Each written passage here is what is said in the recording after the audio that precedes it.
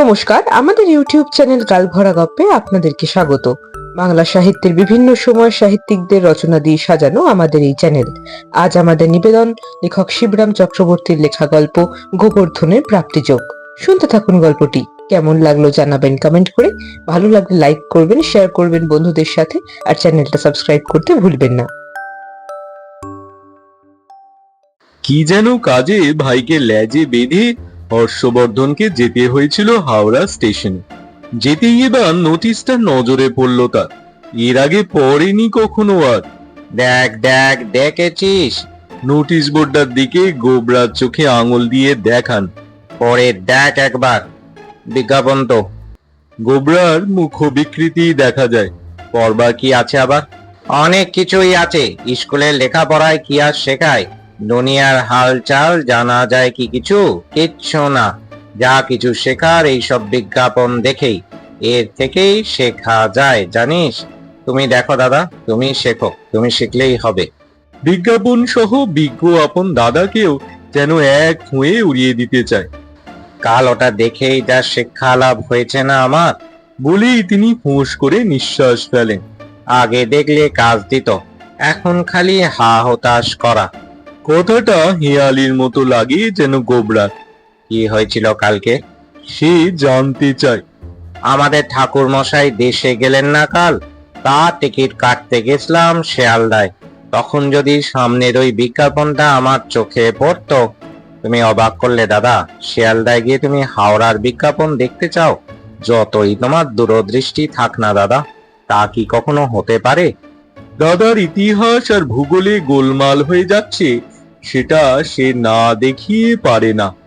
সেই তো দূরদৃষ্টি আমার, তবে আর বলছি কি? বলে তিনি গতকালের বৃত্তান্তটা বিশদ করেন। সেখানেও টিকিট ঘরের সামনে ঠিক এক রকম ভিড়, এখানকার মতোই লম্বা লাইন। তিনি সেই কিউয়ের ভিড়ে গিয়ে ভিড়ছেন। একটা লোক এগিয়ে এলো অযাচিতই, এসে বলল, আপনি মোটা মানুষ, এর ভেতরে গিয়ে কষ্ট করবেন কেন? আমায় দিন, আমি আপনার টিকিট কেটে দিচ্ছি। নিজের টিকিট তো কাটতেই হবে আমাকে, যেতেই হবে ওর মধ্যে। তিনি তার হাতের টিকিটে টাকাটা দিয়েছেন, তারপর কড়া নজর রেখেছেন তার উপরে। লোকটা ধীরে এগুতে থাকে। কিউয়ের লেজ ছড়িয়ে গেছে অনেক দূর, সেই লেজ ধরে এগিয়ে চলেছে লোকটা। লাইনের লেজ মোড়ো দুদিকেই তার প্রখর দৃষ্টি ছিল, কিন্তু মধ্যে লেজ খেলে কোথায় যে লোপাট হলো তার পাত্তা পাওয়া চকিতের মধ্যেও গেল না। নিমেষে হাওয়া।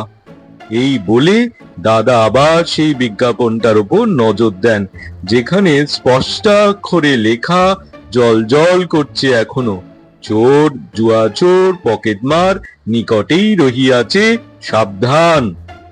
তারপর তার সন্দিগ্ধ দৃষ্টিটা ভাইয়ের ওপর টেনে আনেন। এর মানে বুঝলি এবার? বুঝলাম, কিন্তু তাই বলে তুমি অমন করে সন্দেহ ভরে আমার দিকে তাকাচ্ছ যে? হুঁশ করে ওঠে সে। আমি তোমার নিকটেই আছি বটে, কিন্তু কোনো চোর ছেঁচোর নই, স্পষ্ট করে কই। সে কথা কি আমি বলেছি? চোরামি ঠকামি করতে বুদ্ধি লাগে, সেই বুদ্ধি তোর ঘটে কই? আর সেজন্যই আমার এত ভয়। এই শহরের চতুর্দিকেই যত বদলোক। হর্ষবর্ধনের বিস্তৃত বিবরণ। অলিতে গলিতে, পোস্ট অফিসে, স্টেশনে, শহরটার হারে হারে বদমাইশি। পোস্ট অফিসে যাও, কেউ না কেউ গায়ে পড়ে তোমার মানি অর্ডার করে দিতে চাইবে। স্টেশনে গেলে তো কথাই নেই, সেখানে যত লোক টিকিট কেনার তালে ঘুরছে, তাদের বেশিরভাগই টিকিট কেনার পাত্র না। ওই রকম ভাব দেখাচ্ছে বটে, কিন্তু কেউ তার নিজের টিকিট কিনবে না। পরের টিকিট কিনে দেবার জন্য একেবারে ওত পেতে বসে রয়েছে তারা। এক একটা আস্ত জোচ্চোর, তাদের একটাকে কটালে দুখানা বদমায়েশ বেরোয়। এখানে যত ঘাঘি আর ঘুঘু আনাড়িদের শিকার করার ফিকিরে ঘুরছে। আমি দেখে, এমনকি না দেখেই এখান থেকেই বলে দিতে পারি, এখন থেকেই সাবধান। বলে হর্ষবর্ধন মুখখানা এমন ধারা করেন যে তাকে বিমর্ষবর্ধন বলে গোবরার ভ্রম হয়। তুমি কিছু ভেবো না দাদা, কেউ আমাকে ঠকাতে পারবে না। আমিও বড় সহজ পাত্র নই। ভাই দাদাকে ভরসা দিতে চায়। হ্যাঁ, পারবে না। তোর দাদাকে, দাদার দাদা ঠাকুরদাকে পেলে ওরা ঠকিয়ে ছাড়বে। তোর আমার চেয়ে বড় বড় ওস্তাদকে ওরা ঘায়েল করছে, হরবখত চড়িয়ে নিয়ে বেড়াচ্ছে। তাই করেই বেঁচে রয়েছে ওরা। পারবে না। ভারতপক্ষী ওরা কত রকম পারে তার কতকগুলো দৃষ্টান্ত তিনি এনে খাড়া করেন। তারপরে কেমন করে চকচকে পেতলকে সোনা বলে চালাতে আসে, রাস্তায় কুড়িয়ে অমন সোনা দানা কত রাস্তায় বিলিয়ে দিতে চায়, 10 টাকার নোটকে চোখের ওপর ডাবল করে দেখিয়ে দেয়, 3খানা তাস ফুটপাতে বিছিয়ে কত রকমের কেরামতি করে। সেই কেরামতুল্লাদের কত রকমের রোমাঞ্চকর কাণ্ড কারখানা তিনি কাহিনী পরম্পরায় বর্ণনা করে যান, এক বর্ণ যার নাকি মিথ্যে নয়। মা বলেছিল আমায়, গোবরা জানায়।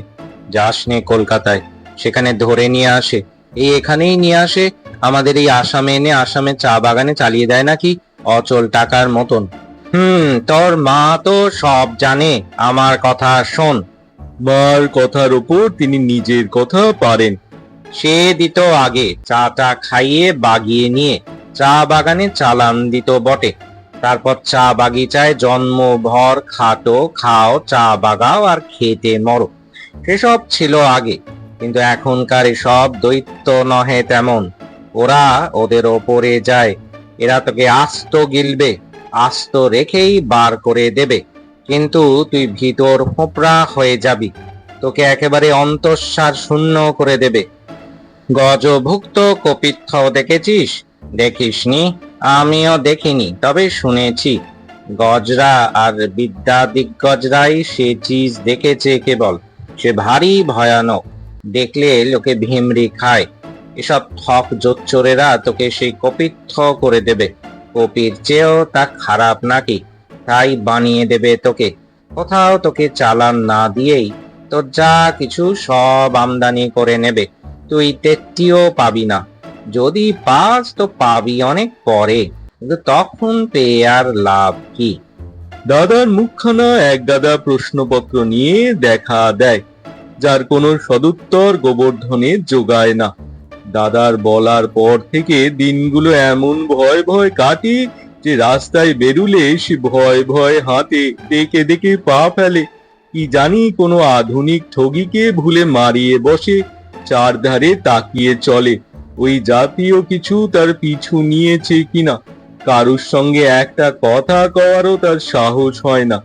এমনকি পার্কে টার্কে যেসব প্রস্তর মূর্তিদের সাক্ষাৎ পায়, তাদেরও যেন বিশ্বাস হয় না। তাদের কাছেও ফিসফিস করতে ভয় পায়।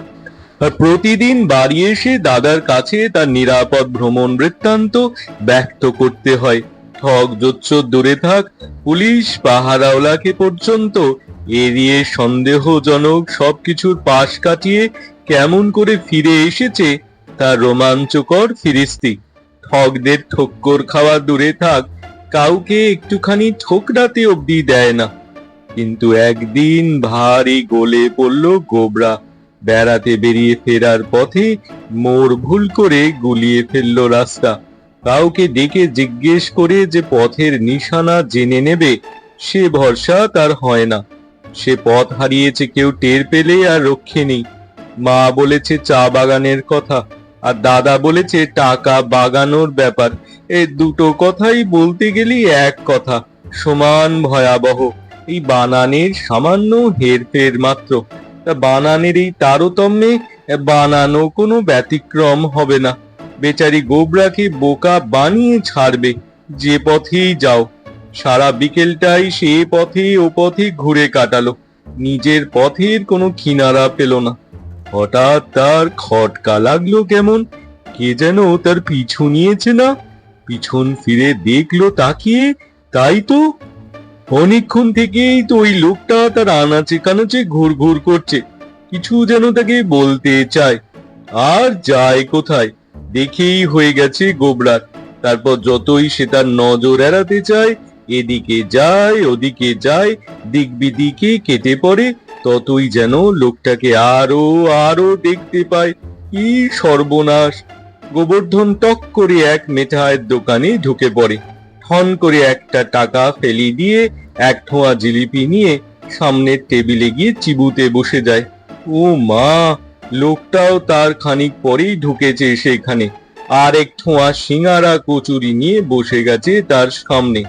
ঠগ জুয়াচোর গাঁট কাটা নিকটেই আছে, সাবধান। বিজ্ঞাপনের কথাটা দাদার সাবধান বাণী, মিথ্যে না। ফাঁক পেলেই লোকটা এখন তার পকেট মারবে, যার পর নাই হালকা করে দেবে তাকে। আধা বয়সী লোকটা কেমন তর যেন। গোবর্ধনের সামনে বসে চায়ের পেয়ালায় চুমুক মারে আর অর্ধ বিস্মিত চোখে তার দিকে তাকাতে থাকে, যেন এমন আহামরি এর আগে কখনো দেখেনি সে জীবনে। এমন অস্বস্তি লাগে গোবরার, উসখুস করতে থাকে। বলি, আপনার মুখ যেন খুব চেনা চেনা ঠেকছে আমার। কোথাও যেন দেখেছি আপনাকে এর আগে। কথাটা পারে লোকটা। বলেই দুম করে উঠে পড়ে গোবরা, এক ছুটে বেরিয়ে পড়ে দোকান থেকে। বলতে বলতে যায় মনে মনেই, আমার মুখ আগে দেখেছো বলছো তুমি, কিন্তু তোমার ওই পোড়া মুখ আমি এ জন্মে দেখিনি। কিন্তু না দেখেও চিনতে পেরেছি তোমাকে। তুমি হচ্ছে একটি আস্ত একটি তা তুমি যাই হও, আর বেশি চেনাচিনির কাজ নেই। হারে হারে আর চিনতে চাই না তোমায়। নমস্কার। নমস্কার জানিয়ে সে দূরে সরে যেতে চায়, কিন্তু আশ্চর্য, লোকটা তার অদূরেই থাকে, ছায়ার মতো তাকে অনুসরণ করে। গোবরা নিরুপায় হয়ে একটা পার্কের চারধারে 3 চক্কর মেরে ভেতরে ঢুকে একটা বেঞ্চির উপরে বসে পড়ে। লোকটিও তার পাশে এসে বসে সেই বেঞ্চেই। এত ভিড়ের মধ্যে সেঁধিয়ে এত করে সে হারিয়ে যেতে চেষ্টা করেছে, তবুও লোকটা দৃষ্টি এড়ানো যায়নি। বৃথা দুশ্চেষ্টা না করে অসহায়ের মতো সেই বেঞ্চেই জড়সড় হয়ে সভয়ে সে বসে থাকে। কি করবে? বসেই না সে গাঢ় স্বরে ব্যক্ত করে, আপনাকে আমি চিনতে ভুল করিনি ছোটবাবু। আপনি মিত্তির বাড়ির ছেলে।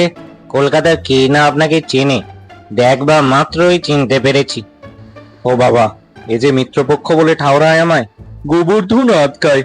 লোকটি যে নিতান্তই শত্রুপক্ষে তা বুঝতে তার বিলম্ব হয় না।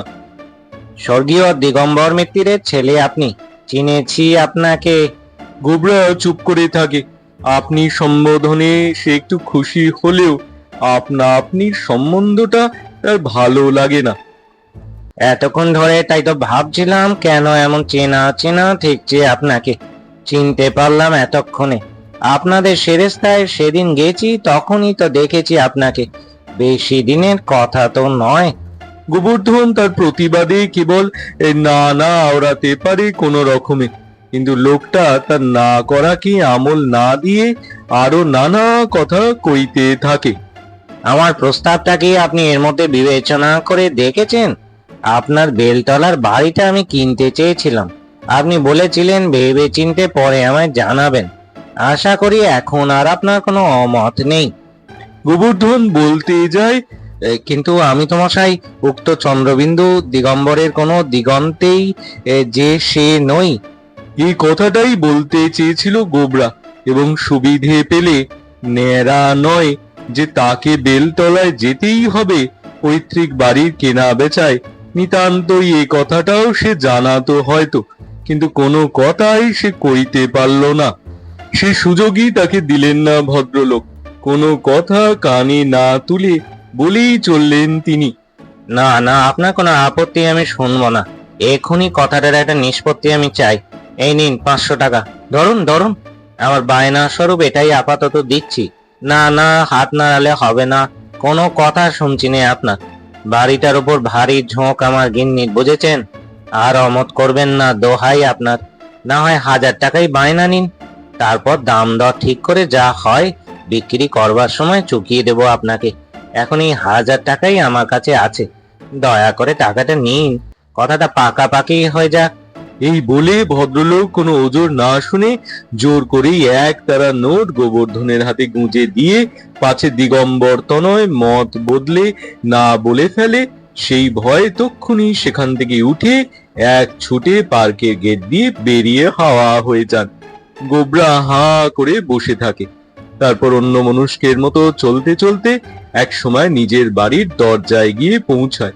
হাঁ করে বসেছিলেন হর্ষবর্ধনও গোবরার প্রতীক্ষায়। হারিয়ে গেল নাকি ছেলেটা, নাকি কোনো ছেলে ধরার পাল্লায় পড়ে গেল। প্রায় ওকে খরচ লিখতেই যাচ্ছিলেন, এমন সময় ভাতৃবর এসে হাজির। কোথায় ছিলিস এতক্ষণ? একটু ব্যবসা বাণিজ্য করছিলাম দাদা। ব্যবসা বাণিজ্য? তোকে বারবার বারণ করে দিয়েছি না যে কোনো ধরিবাজের পাল্লায় পড়তে যাসনি? যত সব ঘরের লোক ছেলে ছোকরা দেখলে ব্যবসা বাণিজ্যের নাম করে ফাঁদ পেতে ফাঁকি ফোকরা দিয়ে টাকা আদায় করে এখানে। শেয়ার বেচার কেনামতি দেখিয়ে লাটে তুলে দেয় কোম্পানি। পই পই করে বলিনি তোকে? সাত করে তুই তাদের খপ্পরে পড়তে গিয়েছিস? কত টাকা ঠকিয়ে নিল শুনি? কশো টাকা গচ্ছা গেল? গচ্ছা যায়নি তেমন, বরং কিছু গছিয়ে দিয়ে গেছে আমায়। ঠকিনি বিশেষ। তবে দাদা একটা কথা বলবো, ঠকার চেয়ে না ঠকানো বেশি শক্ত, এই জ্ঞান আমার হয়েছে। এইমাত্র আমি বেলতলার বাড়িখানা বেচি নিচ্ছি, এখনো বেচার বায়না। বেশি নয়, এই 1000 খানিক নিয়ে আসছি, এই দেখো। এই বলে ফ্যানের হাওয়ায় ঘরের ভেতরে নোটের ঝুড়ি সে ওড়ায়।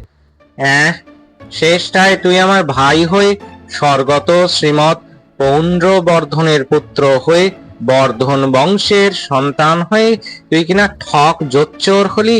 হ্যাঁ রে, লোক ঠকাতে শুরু করলি শেষটায়। ভুরি ভুরি নোট তার চোখের উপর উড়ি উড়ি, আর তার নিজের চোখ ভুরুর করি কাছে। একটা চোর, জুয়া চোর, তার এত নিকটে, এমন কাছাকাছি, একেবারে বংশের মধ্যে এসে পড়বে, এ যেন তিনি ভাবতেও পারেননি। সেই ধারণাতীত দৃশ্য অবধারণ করেই তিনি হিমশিম খান। আমি ঠকিয়েছি কিনা বলতে পারি না, তবে আমি লোকটাকে না ঠকাতেই চেয়েছিলাম। যথেষ্ট চেষ্টা করেছিলাম দাদা। এমনকি একথাও বলেছিলাম, দিগম্বর মিত্তিরের কোনো পুরুষের আমি কেউ নই। কিন্তু লোকটা আমার কথায় কানই দিল না। তা আমি কি করব? শুনছিলেন লেখক শিবরাম চক্রবর্তীর লেখা গল্প গোবর্ধনের প্রাপ্তিযোগ। কেমন লাগলো গল্পটি জানাবেন কমেন্ট করে। ভালো লাগলে লাইক করবেন, শেয়ার করবেন বন্ধুদের সাথে, আর চ্যানেলটা সাবস্ক্রাইব করতে ভুলবেন না। তাহলে অপেক্ষা থাক পরবর্তী গল্পের জন্য।